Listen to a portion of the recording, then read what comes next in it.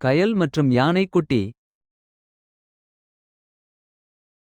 கயல் என்றொரு சுட்டிப் பெண் இருந்தாள். அவளுக்கு பூக்கள் என்றால் ரொம்ப பிடிக்கும். ஒரு நாள் கயல் தன் தாத்தாவுடன் காட்டுக்கு அருகில் உள்ள தோட்டத்திற்குச் சென்றாள். கயல் சுற்றும் முற்றும் பார்த்து உற்சாகமாக, தாத்தா, இந்த காடு எவ்வளவு பெரிதாக அழகாக இருக்கிறது பாருங்கள். தாத்தா புன்னகையுடன், ஆமாம் செல்லம், இந்த மரங்களுக்கு எல்லாம் நிறைய வயது.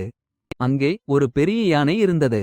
அதன் அருகில் ஒரு சின்ன யானை குட்டி பேபி எலஃபண்ட் சேற்றில் மாட்டிக்கொண்டு தவித்துக் கொண்டிருந்தது. யானை குட்டி பிளிரும் சத்தம் கயலுக்கு கேட்டது. அது பயந்து போயிருந்தது. கயல் ஓடிப்போய் தாத்தாவிடம் சொன்னாள், தாத்தா, தாத்தா, யானை குட்டிக்கு உதவி செய்வோமா?